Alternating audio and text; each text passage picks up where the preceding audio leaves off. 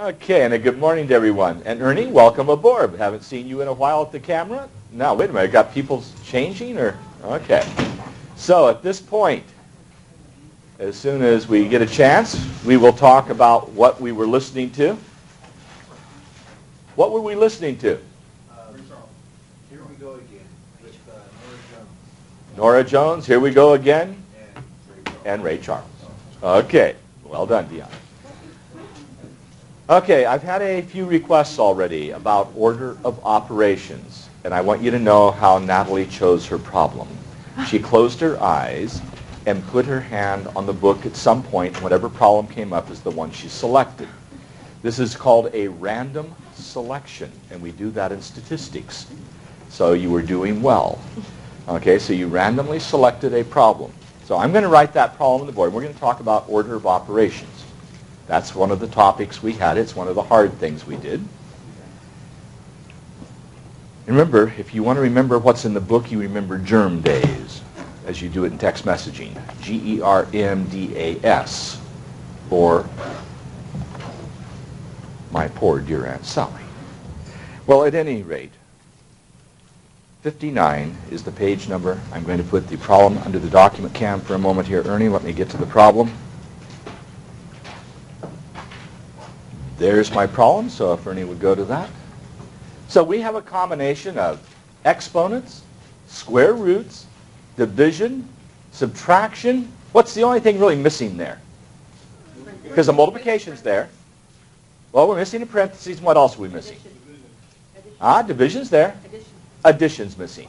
So you chose pretty well with your careful selection you made. Let me write that problem on the board. Let me have it on the screen for a moment longer, Ernie, so I can go ahead and write it.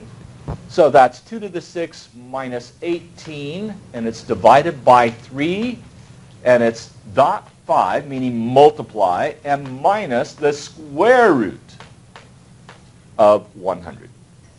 Now, there are a couple questions that have been asked in the process.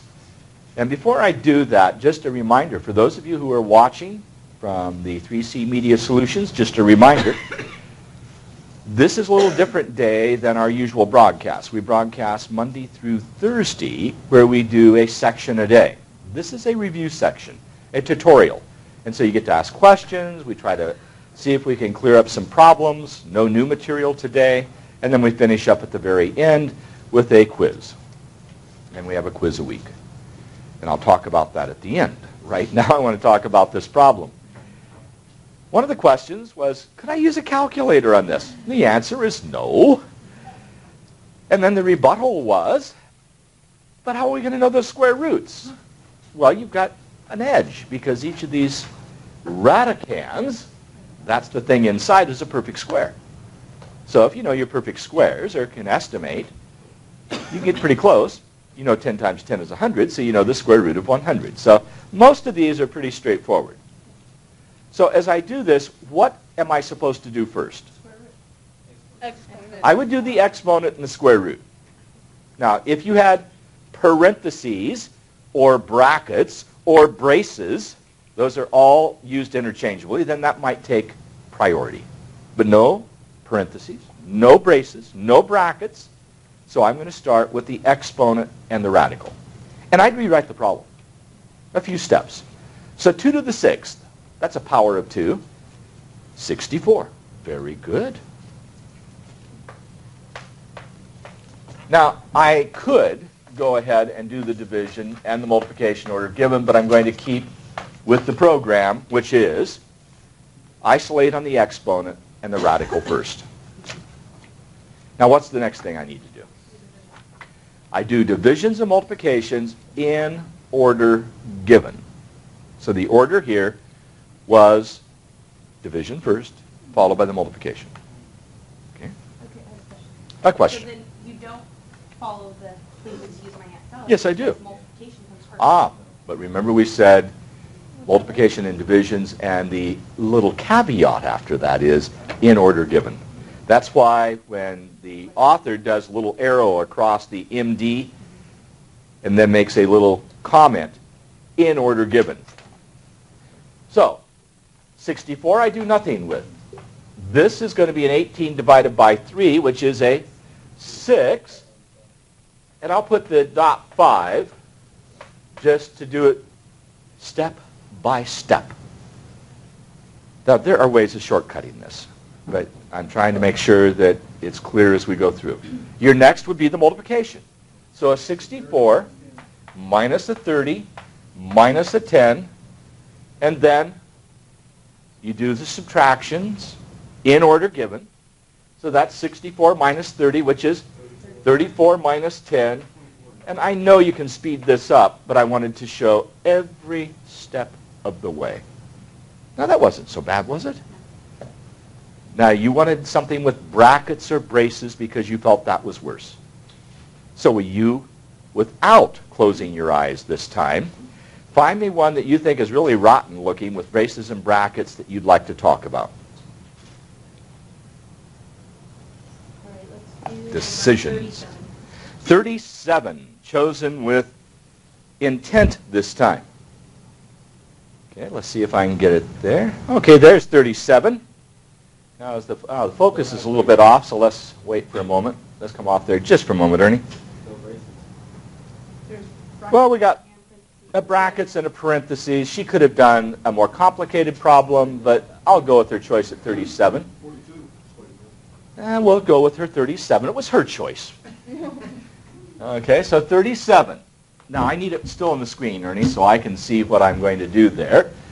I have a bracket, and a comment to you just as I write this, that bracket could just have easily been a parentheses. It's just a little bit easier to separate things out when you have different symbols. I'm getting there.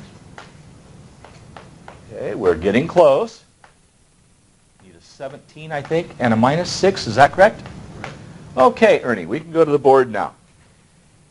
A comment here about how things are pushed together. This 4 in front of that parenthesis says what? That you're multiplying. Now, we don't put an X there. We just leave the 4 in front of the parentheses, but that is a multiplication. The noceum, yes. I can't wait to get some of you up in the Sierra and get bit by the noceums. Now, in this problem here, I have brackets. If I have a bracket, I look for parentheses inside. So it's sort of start in the outside and go to the innermost parentheses. So, and this could get very long, but let's see what we can do and maybe take a few shortcuts. But this I should simplify first, which would become just that, and I no longer have the parentheses. Does that make sense? I can't do the division yet because I'm supposed to do what? Groupings first. So I can't do anything with that. And I obviously over here have this one, so I might as well take care of that at the same time. And so that's going to be an 11. And I guess if I'm going to be consistent with what's being done here, I probably should put the big dot and 11, meaning you're going to multiply. Now, if you would place parentheses, it means multiply, but we're trying to clear the parentheses out and the brackets. So my brackets are next. Agreed? Yes. Okay, so 14 minus 5 is your 9. So I'd rewrite it, taking 5 from the 14. So I have a 9 there divided by 3. And the key is not to try to do too much at the same time. I just wanted to focus on the bracket for a moment. Now, as I say, you could have, I agree, said 44 right there. I would not have objected. I could have multiplied and wrote that. Now, 9 divided by 3 is 3. 4 times 11 is 44. Now I finally get to do the addition. 47, and I'm done. It is a wrap. How do we go from wraps to burritos? You ate your lunch. Now, going ahead. Does that help, Natalie? Yeah. So you're feeling better. Now, there's still messy problems in this. They can get worse. I think the first thing I'd like to make sure you understand, that if we get into an algebra class, it doesn't get any worse really than this one. I mean, where you get a bracket, a brace, a parentheses, and we just throw a lot of garbage at you, and exponents and radicals, just because we expect you to be able to do it, it's not a very good reality because you aren't going to do something that complicated. So if you know how to drive in the freeway, I don't need to take you on a 6-lane each way with traffic zipping in 4 different directions at once to feel that you know how to drive well. You're only insane if you want to do that. Okay? Is there another one you want to look at, Natalie? They've been suggesting 41. Would you object to 41? No, Now that was a no, yeah, no, yeah. Did you finally make up your mind which one you really feel good about? 49. Dion, don't confuse her. I'm trying to coerce her. Coerce. Okay, let me come back center here, Ree. On 40, on 39, I don't get what the little things are. Those little braces. Okay, let's look at 39 for a moment. If we go to the document, Ken. Now, what those little things are. This is vocabulary time. And these little things out here are referred to as a brace sometimes. They look a little bit like a brace on a tooth. Brackets, parentheses. What could I have done if I wanted to?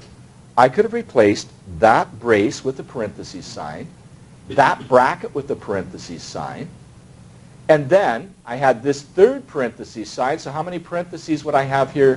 What we call closed parentheses. 3. So when you do a problem and you have parentheses, parentheses, parentheses open, each of those considered an open parentheses, then I have to account for each one with closing parentheses here. Now, computers, spreadsheets that we use for business, where you go ahead and you get pie charts and bar charts and you do things and keep track of expenses. When you write formulas, as you can with things like Excel, you use parentheses all the time. And you nest them. We call them nested parentheses. And so you have the same number of open ones as you do closed ones. And it looks messier. So this is just to make your life a little bit easier. So with that being said, what would I do with this problem? Let's just talk strategy here for a moment. So I come back to 39. Okay, it's right above the red pen. What would I do first? Well, I'd focus on these braces, but the braces have what in between? Brackets, but the brackets have inside that parentheses, so I'm going to focus on that 3 plus 4. The 3 plus 4, and replace it by a 7. So I would have 21 divided by 7, correct? Okay, question. Okay, so on there, you see where the 4 is next to the bracket and the 21? I don't do that yet because I have to do the parentheses inside the bracket before I do the multiplication. Parentheses first. If 4 still means multiplication, yes, that 4 in front of the 21, the bracket before it means multiply. But I've got to simplify that mess inside. Okay.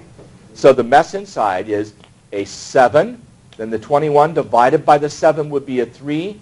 So everything inside that bracket becomes a 3. Dion, before I go on. Yeah, is it the brackets, I'm talking about the brackets in between the braces, those are secondary, and the brackets Yes. and the braces, they're like Tertiary. Yeah. So primary, secondary, and tertiary. Yeah. If we're talking about bird watching. So you're working your way inside out. Yes, you're working inside out. Not just on this problem. In all problems, like this. Like this. That's what I'm saying. Yeah, so we start with the innermost, go to the next most, and then finally the outermost, which is what we mean by primary, secondary, tertiary. So a 3-way process. Do I need to go further on that, or is that okay? No, it's fine. Okay? Now, on that same problem, just a comment, over here on the right part of it, you had a 3 outside that radical. That meant a multiplication there, okay? Mm-hmm. Now, what's your choice here? The 16 and the 4. What was your choice? Or square root. Remember what we said. I'm going to put the pen there. We had a choice here. What was my choice? And I'm going to go to the board. You square root them both. Okay, I had the square root of 16 with a dot here, 4. Mm-hmm. And what, Shamma, you said square root of both? Mm-hmm. What, I'm going to put an in between. You rewrite this as the square root of 16, the square root of 4, and then say what Shammer said. Take the square root of both. So that's a 4.2, and that's going to be your 8. But if they're close like that, doesn't that mean multiply 2 though? Yes, you have a choice. So if you didn't want to do this, which was Shamra's solution, which was good. But if you wanted your unique perspective, what's 4 times 16? That's why we don't do that. Okay, 4 times 16, I'm getting silence. But 4 times 16 is 64. Ah, but that was one of your powers of 4? 1s, 4s, 16s, 64s, base 4, math 10. So this is the square root of 64, and the square root of 64 is 8. This is a little bit easier because I don't have to multiply and then bring it back down. That's the argument. Okay? Is there anything else with order of operations? Pardon me. Everybody else okay with order of operations? Shamra, your eyes don't tell me that you're okay. Yeah. You're okay. Soshi? I just get the square root. The square roots? Back to that's Shamra's right. comment about the square roots. What really is involved here is having to know your perfect squares. Because we will only be doing perfect squares.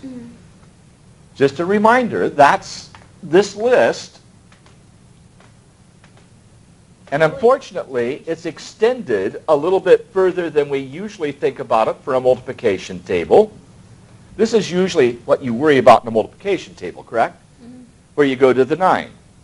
And I'm assuming that those are okay. Now when you get to the 11s, 12s, 13s, 14s, 15s, so when you get to here and here, some of these are easier than the others. And now I want to give you a little bit more than I gave you last semester.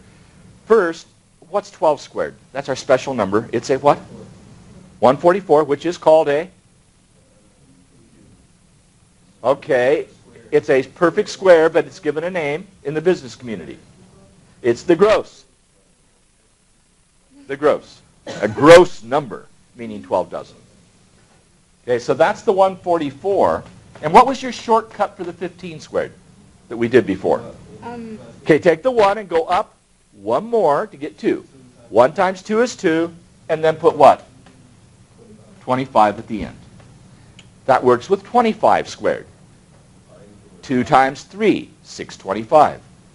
35 squared, 3 times 4, 1225. Anything ends in a 5. Okay? No, that would work. Yeah, try it. 10 times 11 would be 110, then 25. Well, let's see. 105.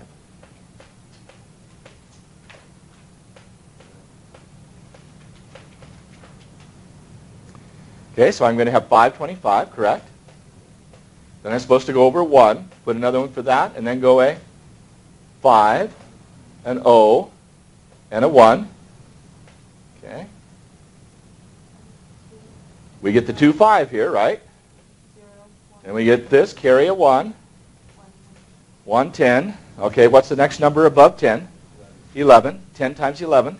110. Put a 25 after it. It's nice. Now, what about something like, oh, Curl, you dumb. That was really dumb. I should have put that up here, not the 14. I wanted to go to that one next. The 14 squared. How do I know how to get 14 squared? There's a neat trick there, which has to do with that distributive property that I tried to explain this past week with the formulas. Okay, it has something to do with that. Ernie, I'm going to probably need to migrate momentarily. Just get ready for it. I'm still going to stay here just shortly. Remember this problem?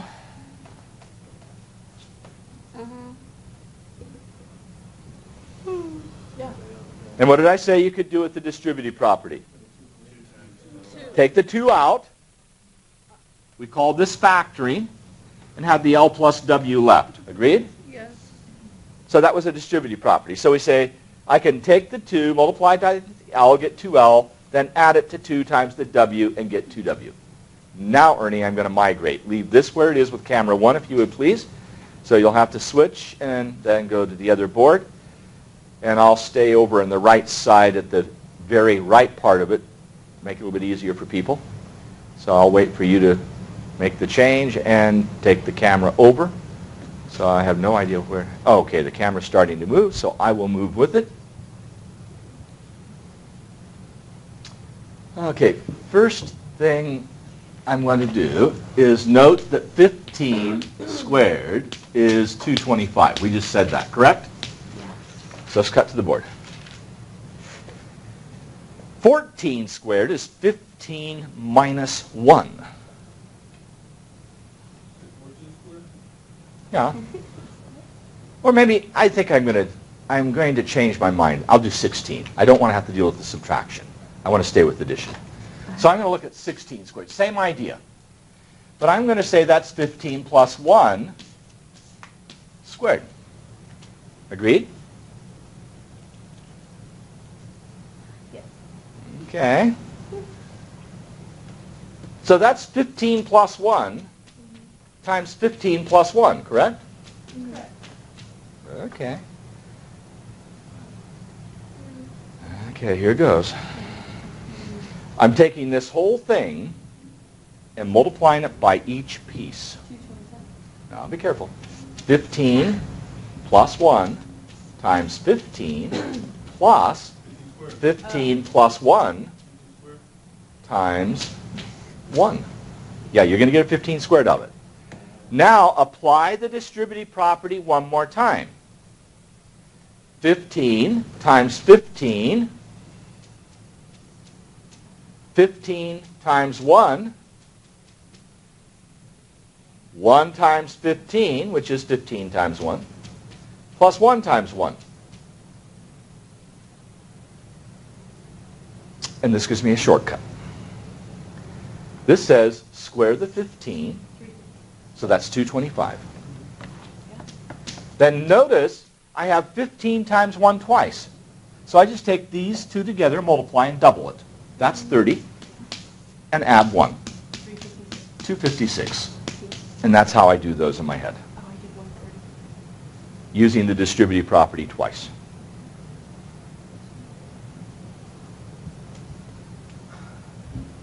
Okay, let's try a different one.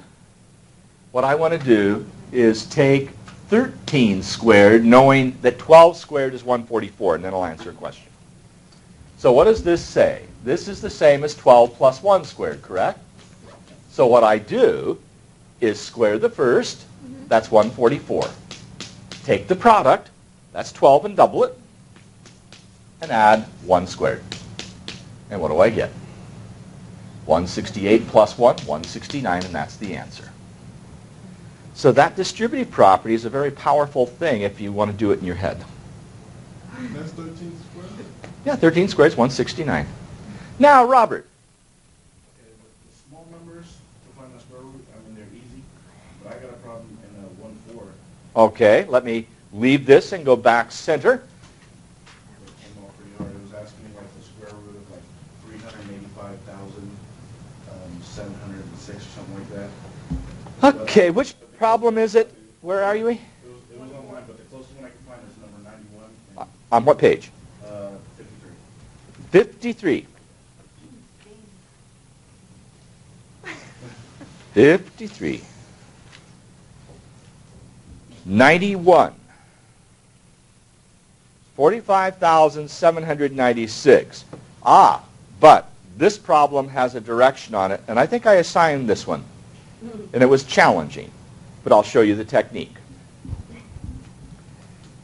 What is the direction on this? As we go to the document camp. Use the calculator. So that was intended. The problems I give you in a test and the problems I would give you in quizzes, reasonable numbers. But how would we do that? If I had something like 45,796. Okay, so back over on the side. Okay, I'm just going to let you give me the number here in a moment. So what is the number again? 45,796. Okay. I go back to my 45 squared, 55 squared, 65 squared, 75 squared, 85 squared, trying to get something that's close to this idea. Okay? So if I get up to, say, 85 squared, what's my shortcut? You know the shortcut. We just did it. Take the 8 and add a 1. Take 1, next higher number, and 8 times 9 is? 72. 72, correct, and then put a 25. So we know the number has to be bigger than this one, right? Okay, another way I can look at that is, now this is always that same shortcut we talk about, but let's go ahead and try to get something in terms of magnitude, because this is 45,000, correct? Yes. So if I had, okay, I'm going to put some pieces together you haven't put together before. I'm going to first write that as scientific notation.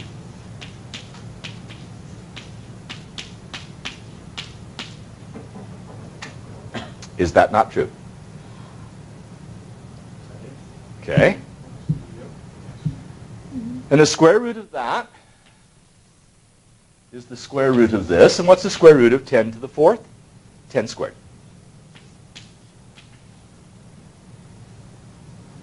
Okay. So I know I'm going to have something times 100. Now, what's the square root of 4? 2. And this, if I had the square root of 9, would be 3. So I know it's between 2 and 3. So it's 2 something times 10 to the 2nd, which means I have a 200 something for my square root. Okay.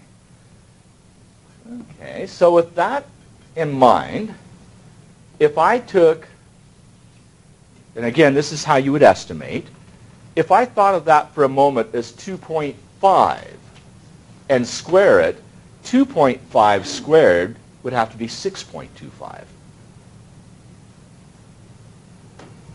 2.4 squared would be like 24 squared. Then I can take 23 squared and 22 squared. So 2.2 squared is 484, still too big. 21 squared, 2.1 is 441. So it's got to be bigger than 2.1. My guess is, since it ends in a 6, and it has to have a 2 and a 1, that my guess is it's 214 that I have to square.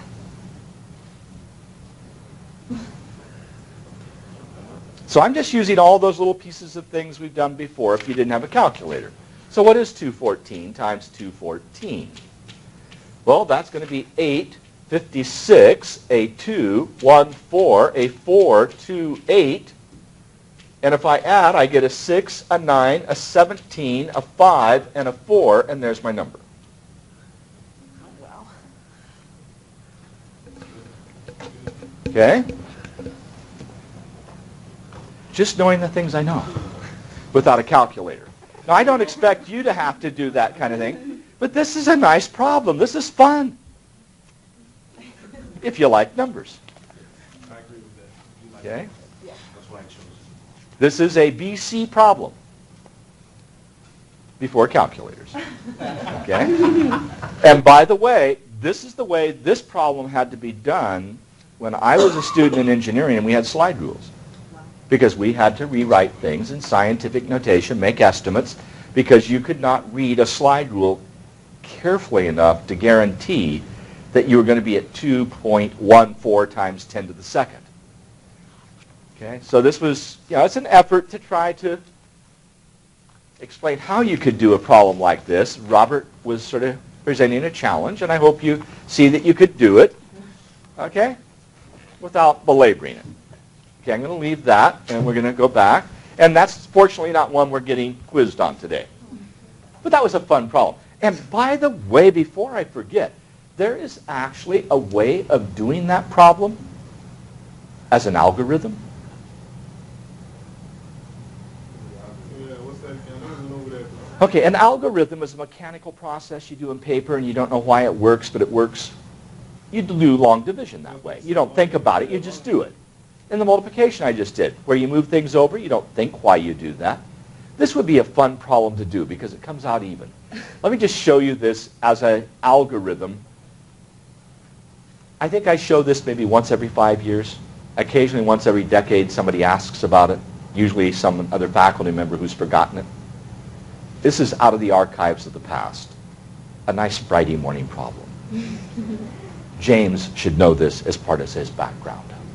Okay, back to the side there again. We're going to have some fun, if I can remember how to do this. But I know the answer. That helps. So we're going to slide over. So I have a 4, 5, 7, 9, 6, right?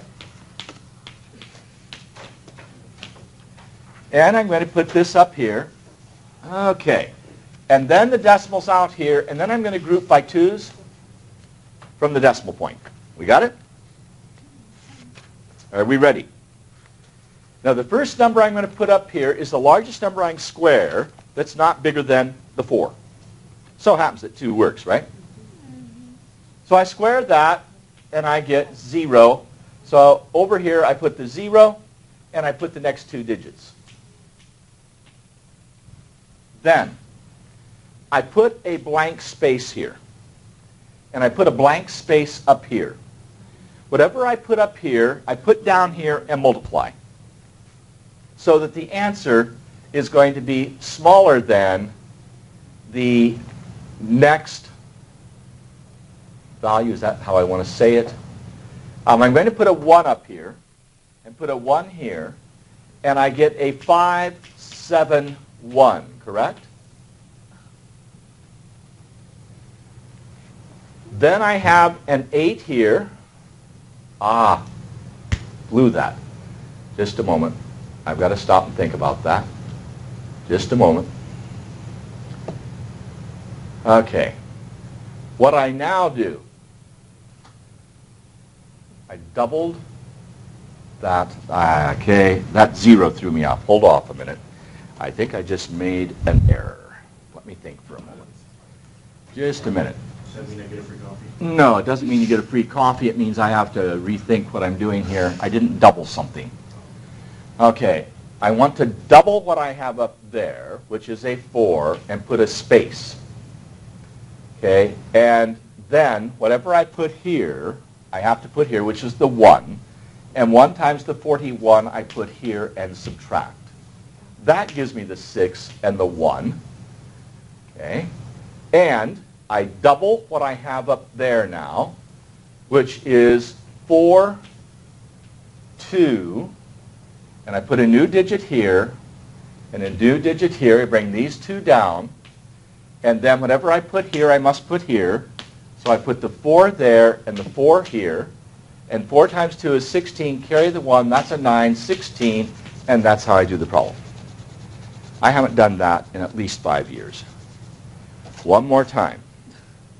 Where did you get the 4 from? Well, I knew that I had to put the same number here as I did here, so that when I multiplied this times that, I got close to this.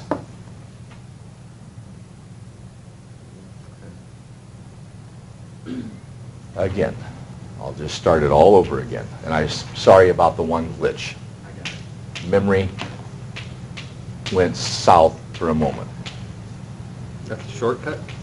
No, this is no shortcut. This is how you get square roots of any number you want.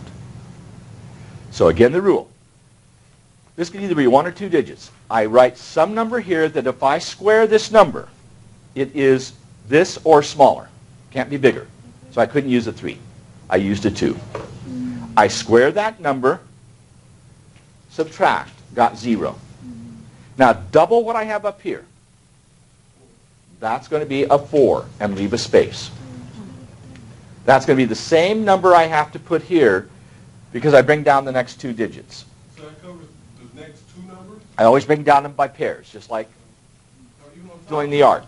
The next number covers the next... No, it's just, it's over those 2, yes. Yeah, Okay. So I said a 1 has to be here because 1 times 41 is smaller. If I'd placed a 2 here, I would have had 84. So a 1 here and a 1 here. That's where I subtracted and got the 1, 6. Then I bring down the next pair. What's the 96? Double what's up here. Now it's going to be 42. And leave a blank. And put the blank here. So whatever I put here, I have to put where that blank is.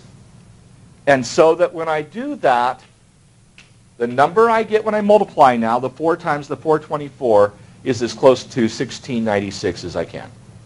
And it happens to work.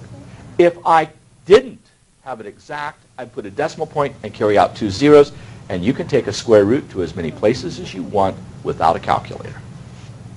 The downside, you keep doubling this number, and this keeps getting bigger and bigger, and it gets very difficult. Just practice on the board. Taking square roots. So that's 2 different answers for Robert's question. Okay, you don't need to know that. That's just a benefit from being here today. But James does need to know it. Okay? Everybody who's going to stay in mathematics should know that once in their life. No, it's not something to understand. But it does have something to do with, okay, Ernie, bring back the camera to the right side of that where I had the 13 squared. I'll try to answer a little bit of James's question just briefly. Okay? You'll bring that in, just cut to there, and then I'll walk over. Remember what I said here about doubling? The 12 plus 1, we said take that product, 1 times 12, and then double it. So when you're squaring something, you're doubling a value. Well, what did I do over there? I doubled the number in the top and then put a new digit. That's at the heart of it. But as an algorithm, you aren't expected to know why it works. You happen to know it does work. Now, you might get interested and like to demonstrate why that would work. But it's sort of a neat thing to know. One of those trivial pieces of information. Dion. That problem that you just did, I thought you added a space to the next. Okay, let's slide over, Ernie. See how you get the 4? How you got the... This 4 up here? No, to the side. You remember how you went 4, you squared 2. Okay, and got the 4. And got the 4. And then Here, and then I subtracted. Yeah, then you subtracted. And then I brought down the 5, 7. 5, 7, then you squared the 1, right? No. What I did was then double this. At that point, I only had a 2. Doubled it to get the 4. Yes. And then put a blank, and put a blank here. Yeah. Whatever number I put here, I had to put here, Yeah. and then multiply. Okay, so Now, next step. I had a 21 up here. I doubled it to get 42. Yeah, Put a 4 and a 4, and when I multiplied, I got the 1696. I don't want to belabor that too much. Play with it if you're interested. It's something to do. Okay, so whatever's left over, you just bring down. Whatever I have up here, I double, and I bring down by pairs. That's what I'm talking about. Yes. So, Bring down 2 at a time. 2 at a time. Just So like if you... it's longer, whatever's at the end, you still, whatever the last 2... Don't care what it is, I'll always have pairs because I started at the decimal point and went what? 2 at a time. The only time I might have 1 digit is if I have that single digit at the beginning. Or not. I could have had 14 here. Then I would have a 3 up here. Oh, what? If this had been a 14 instead of a 4, I would have started with 3 because 3 squared is 9. That's right. 4 squared would have been 16, which is too big. Okay. And again, this isn't something I'm going to test you on. It's just to answer Robert's question. And since I don't allow a calculator, there is a way of doing it. So 1696 would have been the square root, or 212? No, 214 is the square root of 45,796. Or change it to scientific notation and make sure that your exponent on the 10 is even. You write it out when you use comma? So, well, I'm just saying when I wrote 45796, I did it 4 point. If I'd had 145796, then I would have had 14.5 times 10 to the 4th. I needed an even exponent on the power of 10 to take the first shortcut. Enough said there. I want to go to another problem that I'm going to be quizzing you on, and that is in the formula problems. And we did that a little bit where we talked about 2L plus 2W. Do you have questions you want to ask on the formulas? Well, we're looking at problems on 68, 69. We're examples. We talked about those. You had questions on the pyramid. I checked out that problem, and it's pretty straightforward. I don't know if we still need to look at that. Do you still want to look at the pyramid problem, or is that okay now? Yeah, that was where you had, the number I had was 1,923,733 cubic feet in the problem in the book. This was the actual answer for the one in the book as we go to the document count. And this was a case where we had a pyramid. I'll go through that briefly as we come off there, Ernie. This was the problem, and you, I guess, had something similar to this maybe online, but here's the pyramid. It's not actually in the usual idea of a pyramid in Egypt, where we think of tetrahedrons, triangular sides instead of rectangular. Well, if you'll note on this problem as we go back to it, and I'm going to slide down so you can see the figures there. It was what? 297 by 297. I'm on page 77. So as a bottom one was 297 by 297 by 12. So you multiply those together. Then you take the 260 times the 260 times the 10 and multiply those together. Then you have a 145 by a 145 by a 9 and multiply all those together. So coming off there for a moment. And I didn't do this as neat as I might. This is the 297 times 297 times 12. There's that product. I didn't put the feet with it as units. Here's your 260 by 260 by 10. That was that product. Then your 145 by 145 times 9. That was this product, and added them all together and got that answer. It was a very tedious problem without a calculator. I concur. That's the hard part. Tedious, time-consuming, yes. And I don't know that I signed that one, or did I? I don't remember. It was on the... Yeah. Okay, and sometimes the ones on the computer I can't anticipate, and that's been one of the critiques made about my math lab, that there are times when I think I'm giving you a reasonable problem because I see it in the book, and then the one that they give online is similar, but a little not what I want. Mm-hmm. So you have to give me feedback on something like that.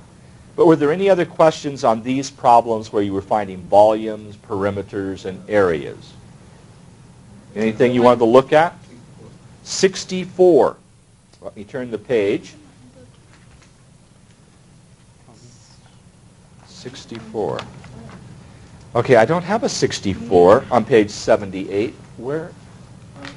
Oh, you just said on page 78. No, I thought you said 64, problem number. No, page 64. Oh, page 64.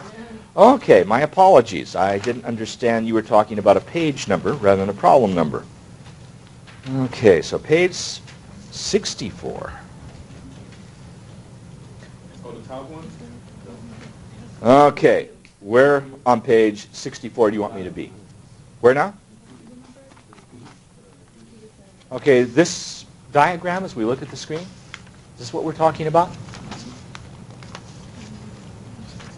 Okay, so the idea is that if you, and by the way, you've all heard the cc's used in an automobile, cubic centimeters. And in coming off there for a moment, just another comment. When you look at measurements of liquid, we say a liter or a milliliter. Well, a milliliter is how much liquid would be in 1 cubic centimeter. So if I take this little ice cube, that's 1 centimeter on a side, so that's a cubic centimeter. And if I didn't have expansion problems with ice and water, you know what happens if you fill a bottle full of water, put it in the freezer, it expands when it freezes and breaks the glass. But if we didn't have expansion, think of that being like an ice cube and you let that melt, you'd have exactly 1 milliliter. Now, the cc, cubic centimeter, tells you you have a centimeter in each side, in the same way that when I talk about cubic inches in automobiles in the American system, it's 1 inch by 1 inch by 1 inch. And these are done such that they're pretty close to scale, because 2.5 of these is one of those. So if you think for a moment of your pinky, and think of the width of your pinky, that's about a cc. And if you look at your knuckle, there are about 2.5 pinkies across your knuckles on your index finger. So I've got everybody, okay, coming off there. I have everybody going, okay, there's 1, 2, and about a half, yeah. 2.54 centimeters makes 1 inch. That's an equivalence that we had in our chapter on how much. So those are relationships. Now, relative to that, all that's being done here is to say that if I went now to meters, and how long is a meter roughly? Okay. 39.37 inches. This, come out just a little bit for me, Ernie, let's pan out. I'll get it the diagonal. There we go. It's about a yardstick. It's 39.37. So it's roughly 3 feet plus 3 inches. Yeah, a meter is about a yard. So if you have a meter by a meter by a meter, that's 1 cubic meter. I thought a yard was 3 feet was 36 inches. It is. I said about. So 39 inches is close to 36 So it inches. actually is, 'cause it's over. It's over a yard. So a meter's just a little more than a yard. But when you say about, that's like saying almost. Well, the difference between about and almost. I ought to have you write a paper on that. The difference between about and almost. How about close to? Okay. Oh, give me a break. Now, let's look at the diagram again. This is certainly not to scale, right? Where our inch and centimeter was, this is that meter stick by a meter stick by a meter stick for each one of those blocks. So if you had 3 blocks by 2 blocks and stacked them 4 blocks high, how many blocks would you have if you were 3 years old? You'd have 3 times 2 is 6 times 4. You'd have 24 blocks you could put together. And you'd say 24 cubic meters, or meters cubed. The volume is length times width times height. True? Yes. Okay, so it's just the old stuff. Does that answer? I don't know if I understood your question. That answers it? And what's intended here is to give you some sense of why we have cubic whatever when we have volume. And it's really neat to put boxes like this, but my reminder, how do you find the volume of a basketball? A sphere. What's your formula for that? 4 over 3. 4 times. Very good. 4 over 3 times? Times pi times r to the Second. third, because you need cubic. Now, when you had the cylinder, it was pi r squared. H, because you had r times h, and that gave you your cubic. Okay, but what was What's the the yes? 4 over 3, what is that? Oh, 4 over 3 was a fraction we multiplied, and it comes out of a calculus problem. No, but we used to have 1.33333333. Okay, forever, ad nauseum. Anything else in this section on 1/6? So she says yes? Yeah. Okay, what would you like to look at? Hold on. Now, do you ask Michael if you could use his book? Yeah. Oh, okay. What's your question? Which one? On page 76. 76. 76. Which one? 46. I think we went over at the... Oh, this is the one with the house or the gate and so on? I know how to do it, it's just that I just need a reminder if that's on the test. Okay. So if it's on the quiz, you want me to cover it, and if not, I can let it go? You're right. I can let it go then. Okay. It's not going to be on the quiz. However, if we come back to the problem, since you brought it up, Okay. a reminder. You would simply take the distances of fencing you would buy. So you'd add this 14, the 65, the 48, the 55, the 15, and then subtract off the 2 4-foot gates, because you aren't having to use the fencing for that. So you multiply all the other sum by the price per foot. And then you have the price of a gate separate. I think the price of the gate here was $50 for each gate. So that would be $100 for your 2 gates. Isn't that what it says? I know, well, that's not bad for a gate. If it's a gold gate, a golden gilded gate, okay, coming off there. Okay, any other questions on that particular set of problems? We're okay? Yeah. Robert? Yes? Okay, I just want to make sure you're with me. Dion? As long as I owe you money, your numbers, bro. Okay, yes. That's back to that negative numbers, but we won't go there today because that's for next week with the signed numbers, which you still have some time to work on that. Pardon now? It's a short quiz, only 5 problems this time. I decided to shorten it up. So I'm going to shorten it up a little bit. Okay, now, any other questions? Well, you just got the top of your hat on that. You did okay, though. Now, are there any other questions on any of the problems you want to look at? We have about 2 or 3 minutes before we're going to close down for a quiz, but okay, then I need to ask you a question. Okay. Let's think of some of our formulas. We just did 4/3 pi r cubed, right? And Ernie, I'll be going all the way to the left side of that board. So this one is just for the fun of it because I think this is challenging.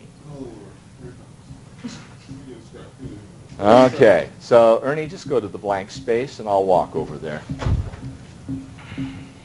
The volume of a sphere. We just did it, so she just asked about it.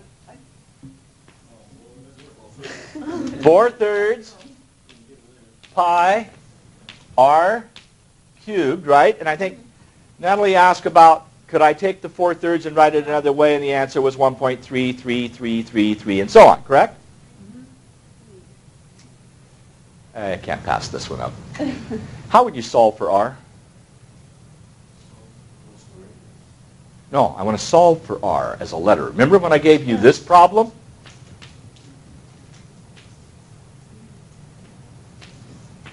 We said that was, remember that one? And you could have solved for what? You could have solved this one for L. So you would have said 2L is equal to, and you'd subtract 2W from both sides, so have V minus 2W, and you want L by itself, so you just divide here by 2, divide here by 2, and so we said L would then be V minus 2W all over 2. Now what I did was volume equals length times width times height, and I think we solved for L there. You could do it. You said solve for R. I know, up here I want to solve for R, so I need to get R cubed by itself. So, could you get that, Lorena? I would divide both sides by 4/3 pi. So divide both sides by 4/3 pi, so I would have R to the third is V over 4/3 pi. Then I would do this and take the cube root of both sides. We talked about taking the cube root, the index being 3. So those are the kinds of things that we talked about. This was much easier here than this would be here. But we had talked about take a formula and solve for one letter. This is not easy. The problem I asked you to do, I wanted to get into that cube root to just point out you could do it. This is definitely in the algebra portion, and this would be more of an intermediate algebra portion than a beginning algebra. Now, I think I've done enough damage, Ernie. Yeah. So, Ernie, we started with some music, and what are we ending with?